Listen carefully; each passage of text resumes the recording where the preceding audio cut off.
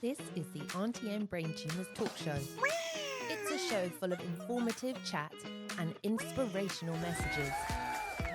The Aunty and Brain Tumours talk show on podcast. Hello, welcome to Aunty and Brain Tumours talk show. I'm your host Claire, and we've got an important mission this month. It is Brain Tumour Awareness Month, and we're shedding light on a crucial issue. Brain tumours claim more lives among children and adults under 40 than any other cancer. Shockingly, only 1% of the national spend on cancer research is allocated to this silent threat. Right here on Aunty and Brain Tumours talk show, we're taking a stand. We're not just talking statistics. We're sharing stories, real, heartfelt stories from people all around the globe who have been touched by a brain tumour. It's time to raise our voices and spread the word. By listening in, you're joining a movement to make a difference. Okay, so I'll give Emma and Brian a call. Hello. Hello. Hi, Emma. Hello. Hello. Thank you very much for coming to share your experience and also just be a part of Brain Tumour Awareness Month. Shall we go back to the beginning? It was a really strange situation, really, because I cycled to work, did a normal day, cycled home, walked into the kitchen, saw Emma. The next thing I remember is she was on the phone. The next thing is I was in the back of an ambulance. The thing after that was being handed a cup of hot chocolate. Hardly any memories for the first few days. I'd had a seizure. Emma was calling because I was having a seizure. I don't remember anything about it, but I know pretty much exactly what it was now because she was right next to me. Apparently, I punched and kicked her. I fell about and nutted the floor and things like that. I damaged my neck, my middle back, and my lower back. And when that seized up, that's why I couldn't move for several days. Yeah. Emma, you called an ambulance. Yeah, so he got home and we were just having a normal conversation. We had plans to go away for the weekend to see one of our favourite bands. So we were talking about that. And then he started to only be able to say yep and no. But we're both quite silly, and I thought maybe he was just trying to wind me up. And then I can only describe it as a look of terror. Sorry, I find it difficult to talk about even now. He got like a look of terror on his face, and that's when I thought he was having a stroke. So I dialed 999. While I was talking to them, he stood up, but it was like he had no control anymore. So by then he was sitting in a chair in the kitchen. So he pushed himself out of the chair, but then he fell onto a wooden worktop. He fell onto that, and that's how he hurt his back. And then he hit the floor. The ambulance arrived very quickly, so we were lucky because it was a time when they did arrive quickly. By the time they got here, he was getting himself up off the floor and back into the chair, but he was still non-verbal. And when his ability to speak did come back, he was very aggressive. Yeah. And he's the least aggressive person that I know. So that's why I kept thinking it's a stroke. When the ambulance people came in, he was swearing at them quite a lot. I have no memory of that. And then he was like, he wanted to put his slippers on. So he came in and sat in the living room, but he couldn't put his slippers on. And then he said he wanted to go to bed. So he wobbled to the stairs and sat on the stairs. And by then, it was obvious that something fairly major had happened. So he needed to go to a hospital, but it was such a palaver getting him in the ambulance, and they had to restrain him. And then they did a ECG on his heart to make sure it wasn't heart related. They sent that to Oxford, and then we had to wait for it to come back that it was nothing to do with his heart. And then they said they needed to blue light into the hospital. But every 5 seconds he was saying, "Where am I? What are you doing? Where am I? What are you doing?" Don't remember that at all. And when we got to the hospital, they actually took him into resus because he was in such a state. And then obviously they monitored him and did various things. And yeah, it was. And then they decided they needed to admit him to a high dependency ward. But we still had fear at that stage that life had changed forever. The worst memory or lack of memory that I have is the lights were flashing and the ambulance alarm was going off for quite a bit of all of the journey, and I didn't hear any of it. I missed out on it. Yeah. I'm really glad about it. Emma was there because if she was at work, she used to work until about 8 o'clock, so she'd be home about 8:30 at night. And I had the seizure about 4:30. She hadn't been home. Where would it be now? You wouldn't be here, I don't think. No, I absolutely no idea. She was there to help me, and she's been there to help me ever since, and I've been ever so lucky for that. So 2016, I was made redundant. I had to go in the April from a job that I'd been in 27 years and never wanted to leave. And then we thought I'd have 6 months off just to do nice things, which I did partly, but we went on holiday to Krakow, and we'll never know why, but on the first night there, I fell down 12 steps in the hotel just as we got there and had a major concussion. For a while, I walked like a crab because it was my cerebellum I hit, so it was my balance. Yeah. So I would start walking, but I'd look like a crab because I'd have to go sideways. Oh no. But only a few weeks after that was when Brian was diagnosed. I don't think I've ever really fully recovered. When I'm tired, my balance is still, I've always had bad balance. I'm just one of those people, but I'll have to put my arm out to try and steady myself and stuff. Yeah. And I'd only just started to drive again because I didn't feel safe. It was really very difficult. weird, yeah. And we don't have any children, and we don't have any family locally, so we're like a team. Yeah. Yeah, almost on our own, although we've had quite a bit of help from our neighbours as well, which has been terrific. Yeah. Brian, did they put you into a ward or did they send you home? Kept me there for 2 weeks. I moved for several days. I could virtually not move at all for a week, and then I started to be able to get up and move a bit with a stick. And there's a strange state of affairs in the NHS these days. It's different to the past in particular subjects go to particular hospitals. So when they found I had a brain tumour, it wasn't them looking after me. It was trying to get me sorted out with Oxford. So they kept me for 2 weeks, and the last day or two, they kept me really to wait for what Oxford said. Normally, they might send me home, but they were waiting for Oxford to have a meeting. They might want to take me or something else, and they decided that they would see me as an outpatient. So Milton Keynes let me come home, and then I became an outpatient to the experts at Oxford. But when I was laid in bed, I couldn't move, and I started to be able to remember things. A doctor came up to me and told me I had a brain tumour. And I roughly pointed out where it was, and I felt absolutely delighted, which is a bit of a strange reaction. Earlier in the year, I'd had a burst downstairs. And so in January 2016, I was admitted to hospital, and they were planning on a 12-hour operation, and then they thought it might be a small burst and healed itself. And it did, so I got lucky with that. I was home within a week, but they didn't know where it was. They tried looking, and they have no idea where it was, and that really bothered me. Is it going to happen again? What really happened and all that?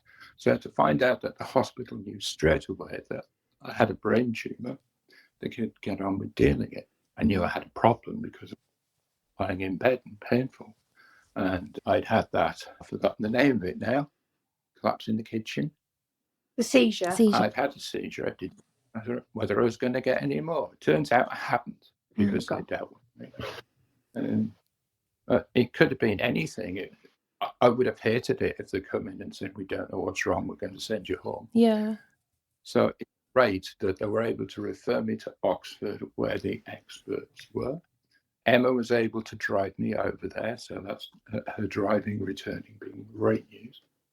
And at the EU were funding a research program that fitted me perfectly, so I could join in with that, which meant the doctors in Oxford knew a bit more about me and how the brain tumour was affecting me. So they were in a position to treat me better. So I was lucky that it happened just before we came out of the EU. Yeah. But since the diagnosis, we realised that the EU funded programme, so that was lots of tests for language and speech and things, so that they could really map which parts of the tumour were affecting or would affect if they took them out. And also before, because Brian's was classed as grade 2, which used to not be seen as cancerous, but is now seen as cancerous. And we didn't realise that he might have been left on watch and wait, and he might also have never been given any further treatment. So quite a lot has changed, but obviously more still needs to change. Yeah, it'd be really awkward if they were waiting and my grade 2 turned into a grade 3. So I'm glad that they managed to sort it out. So was it you had the surgery and then chemo and then you also had radiotherapy? Was that all at the same time or did they have a gap? It was spread out. So I started in Oxford, I had the tests on me, and then in February 2017, Oxford operated on me and removed almost all of it. And they had to wait a few months before checking me again properly because it's all a bit muddled straight after the operation. And at that point, they decided that I should go through the rest of the brain cancer treatment to get rid of the rest. So Oxford handed me over to an oncologist who was local in Milton Keynes, so that was handy. Yeah. I had radiotherapy in late summer 2017 and then went on to PCV chemotherapy from October 2017 to June 2018. Did you feel like, because they said you have a grade 2, did you feel like, gosh, do I have to go and have chemo? I trusted them. Yeah. So I was very happy they knew what my state was and they were taking action. It was very clear to me that they were doing the right thing. I don't think we ever questioned it, to be honest, which partly in hindsight, maybe I regret, because the radiotherapy does quite a lot of damage, doesn't it? Yeah. I had no idea that it was going to do what it did to me, really. I'm alive. They saved me through that treatment, but the after effects of not being able to remember very well and think, I really struggle. If you ask me a long question, I'll get the answer wrong because I won't remember what the question was. Yeah. Things like that. So it couldn't work. But I'm alive. Yeah. When you'd had the brain surgery, did you have anything afterwards, apart from the fatigue and memory? Did you have any physical sort of problems? No, not really. My memory had gone a bit. I knew that because part of the internal wiring went straight through the middle of the tumour. So that was being killed off anyway. For it to be removed in the operation meant I was going to have memory problems in certain areas because normally my brain would take that route and the route no longer exists. Another feature of that is my brain keeps trying to take the route and it has to find a long way around. Other people can't tell looking at me, but my brain is working like crazy and it gets very tired and have a collapse from that. I kind of knew it was coming because of the EU funded research that went on before. So I knew it was going to be worse on memory. It was still a disappointment though that what I expected happened. I tried very hard to work again. I tried to find other ways to remember what I knew. And it's a bit of a shame that my career had a lot of terminology in it. My memory was bad. But I tried and I got back to work and I did some. But as a result of the radiotherapy and the chemotherapy, I got worse at remembering and being able to try to do things for more than an hour or so. This is an example. I'll probably go to bed straight after this. I know, I was going to say to you, if you fall asleep halfway through, don't worry, because me and Emma can talk. Like, I completely understand. If you want to have a nap, just go for it. We'll be fine. Because the smallest thing used to make me tired. It's a huge learning process. I don't think a lot of people still understand it, that the fatigue related to it. And Brian describes it differently, but I always think it's if he can't find what his brain can't find what he's looking for, it's like there's a hamster, and the hamster starts to go faster and faster, and eventually the wheel is just spinning, and then his brain just obviously thinks, I can't do this anymore, so he has to stop anything and just rest. And the rest helps. It's just you just do need to go and have a rest, and you will recharge. Yes, it might just be that he needs to sit there and be left alone. So we now have a system. If he doesn't want me to talk to him, he'll put his hands over his eyes. And I just know that I have to leave him alone. You start saying the wrong words and you just start talking gibberish. That happens. I mean, it's nice to hear that has it happened to you? I have a massive gap in the day, because otherwise I'll start gibbering, or my words won't come out as well, and I'll think, did I say that right? Or everyone stops talking and I'm thinking, oh, I've said something else. I've said something wrong. But I know it's because my functions are starting to break down, and I just need to stop, have a rest, and try again later. That's really interesting for me to hear, and always has been since the brain tumour, because I've had quite a few symptoms like that and wondered, is it just me? Is it happening? And to speak to people who've been in the same boat and had the same thing happen. Yeah, it's weird. It's like a switch. From my point of view, I think the first time it happened when he'd come out of hospital and he was talking gibberish, I completely panicked and I called 999 again. And I think we went to hospital that time, and they did another MRI and all sorts of stuff. And I think we've been a couple of times, but we realise now that it is just his brain getting tired. So we just have to look at things and see if he can recover. Obviously, if he can't recover and he's still, after a while, not making any sense, I'd still dial 999, or I'd just drive him to A&E myself. But nobody sort of explains any of those things. So it's just you had to go and find out yourself. Yeah, it is. And when he went, he originally was told when his surgery was going to be, that I thought I was going to faint, because they said he'll have the surgery on Saturday and then he can go home on Sunday. And I thought, I'm going to pass out, because I was just so stressed about the fact that I was going to bring somebody home who'd had that massive operation the next day. And we were lucky in some sense that he had to stay in for a few days, because they needed to give him an MRI before they would let him leave, to see that obviously the swelling was starting to recede. And they couldn't ever get him in the MRI because it was so busy.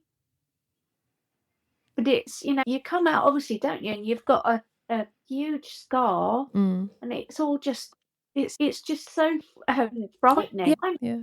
But I was absolutely terrified that I would do something wrong, that I would hurt him unintentionally, or just so many things go through your head.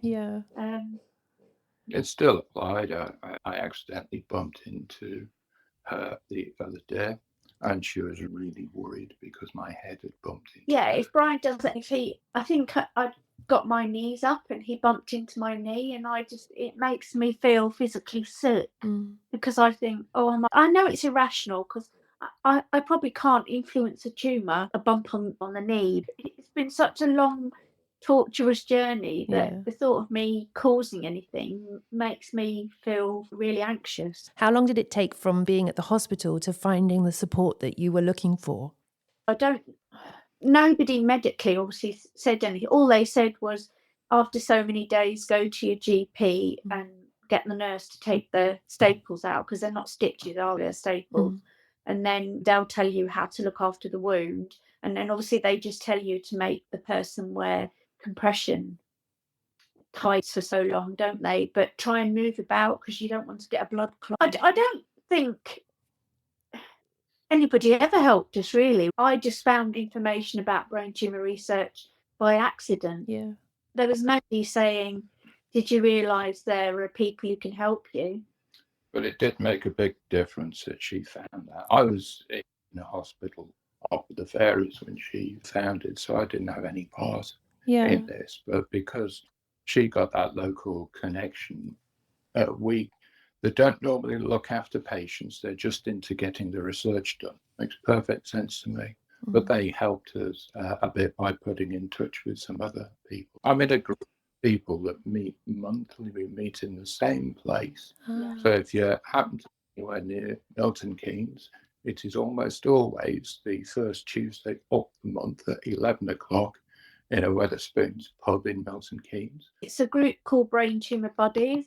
Yeah. Okay. I'll put that on here, actually. I'll find it and I'll come back to you with if I got the right one. And then if it is, I can put it on here to show where you are. Everybody in the group will have a different tumour or a different prognosis. But it's the physical connection with someone else as well. And if we've got, like, we've had questions about bus passes and all of those sorts of things, and it's just a connection with somebody who might have been through that experience themselves before and how to help us navigate it. Because we'd both, like lots of people, we'd both worked.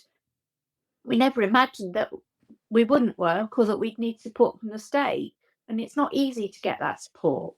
So having somebody who's been through it before or can help you is marvellous, really.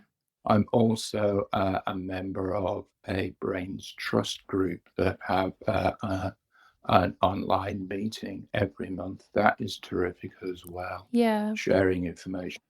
Brains Trust are fantastic. Yeah, they are really good. They got so much information and they've put so much out there for people to be a part of. It does make a difference. People all over the place.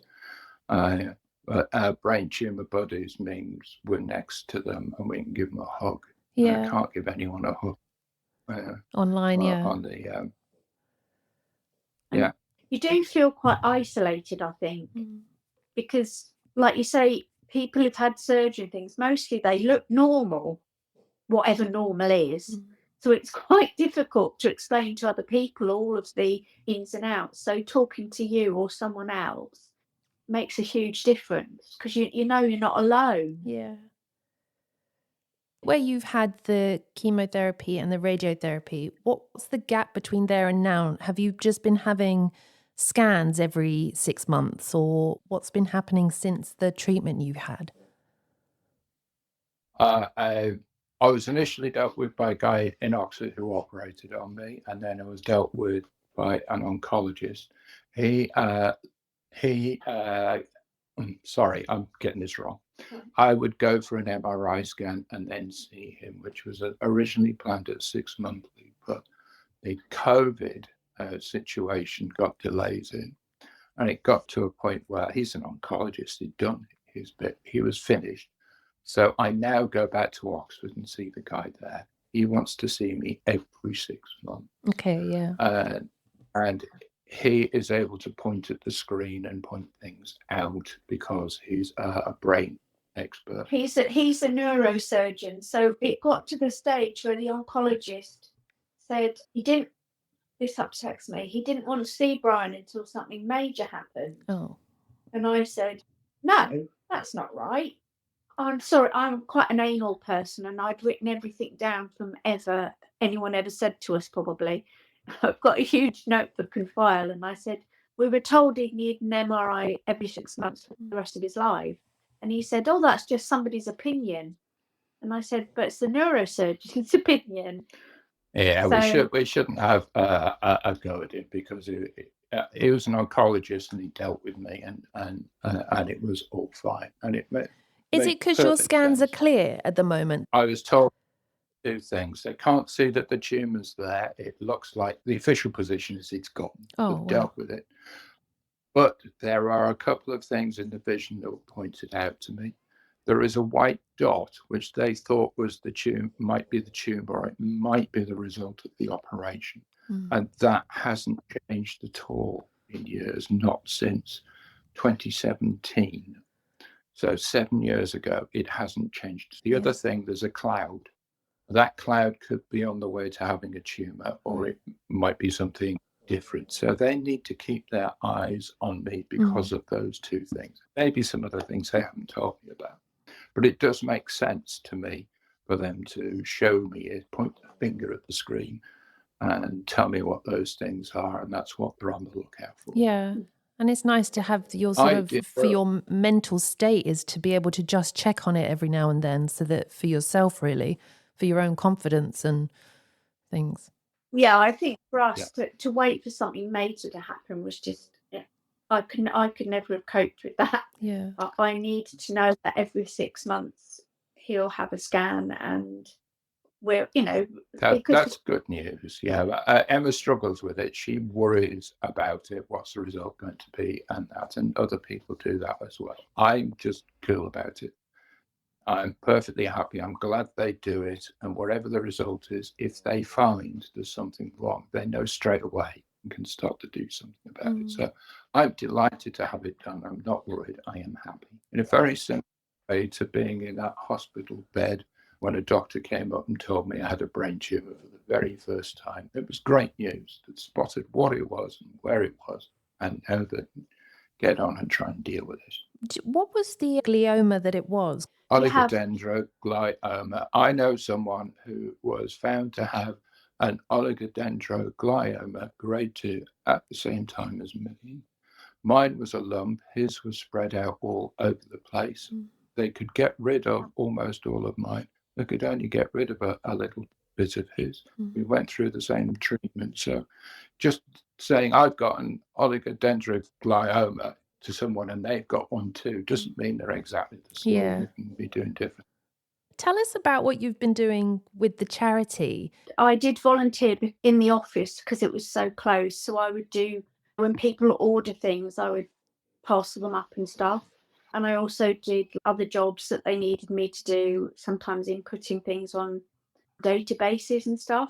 And I also, for the last 8 years, every March, I wear a different hat each day, and I post it on Facebook and Just Giving to raise money.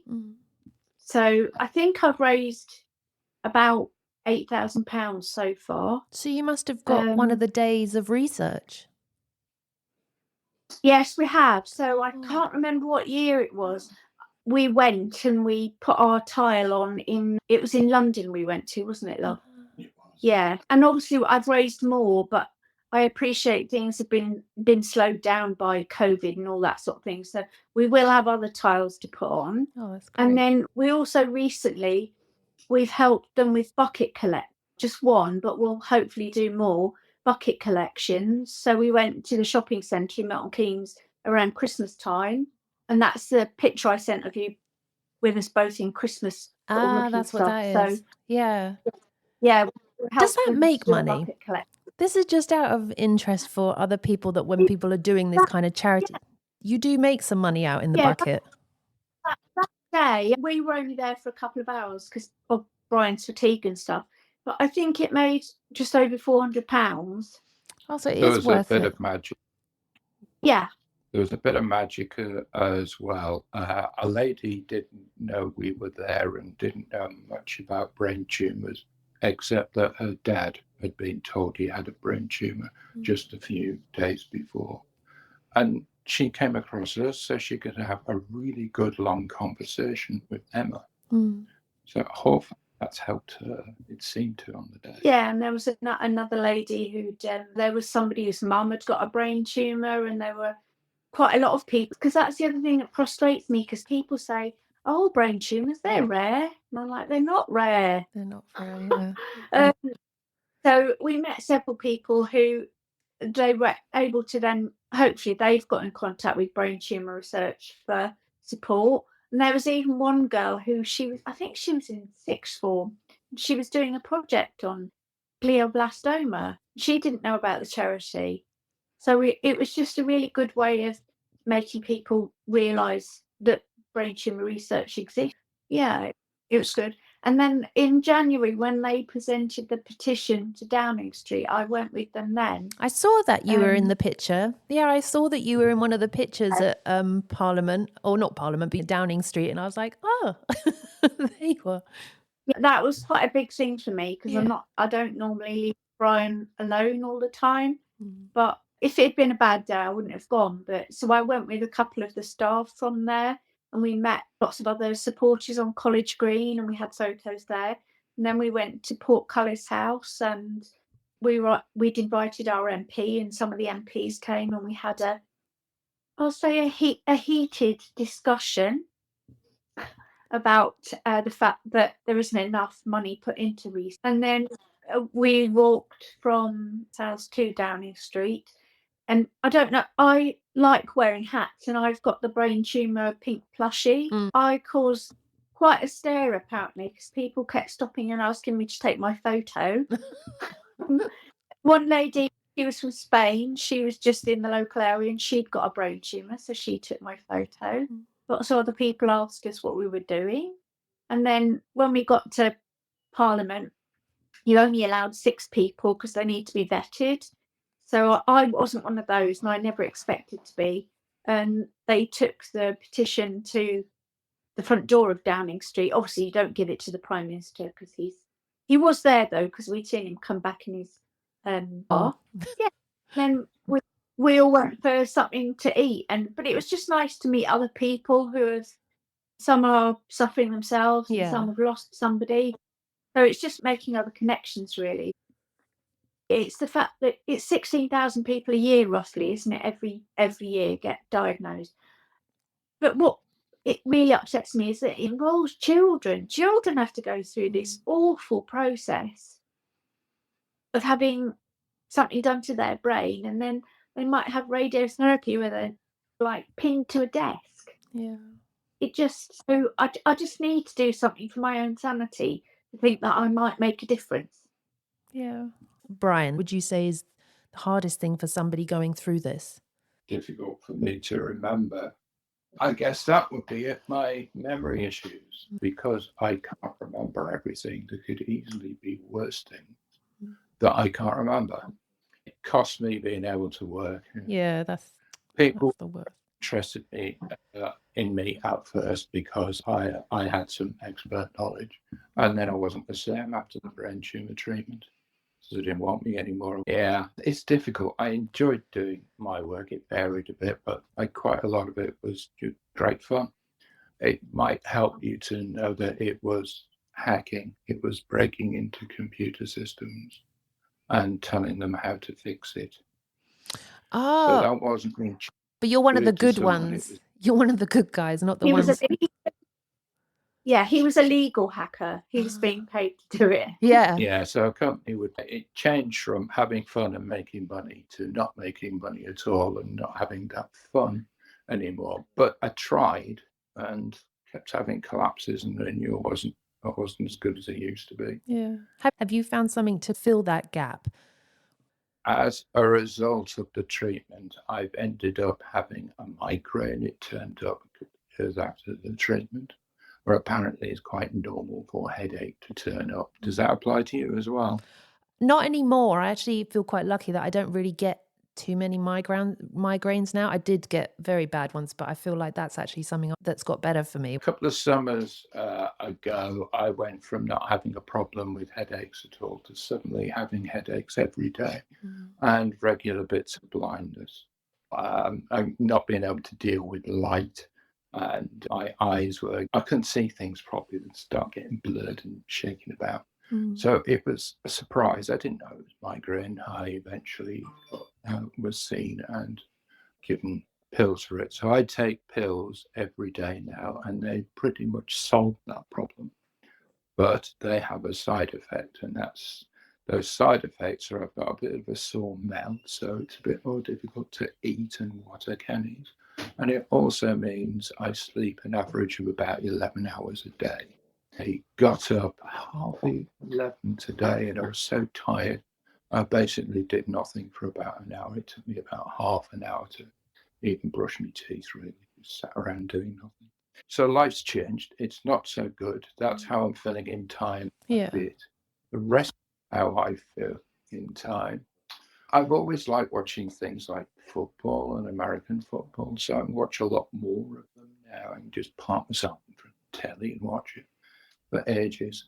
I used to like reading. Reading is spectacularly difficult.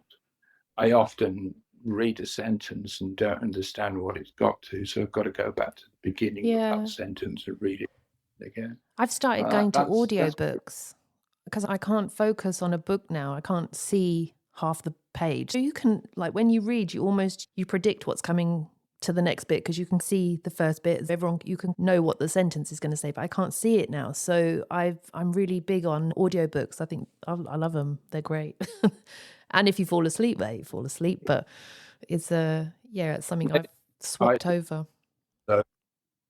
Maybe I should try those again sometime, because I've had to give on listening to those documentary programs. I can't remember.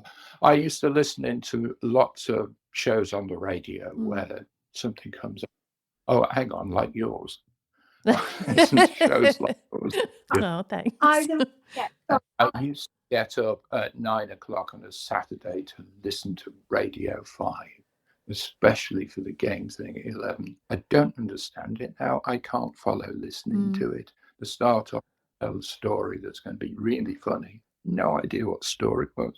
So it's not funny, it's just frustrating. Yeah. So I pretty much stopped listening to radio completely. It may be the same with talking books.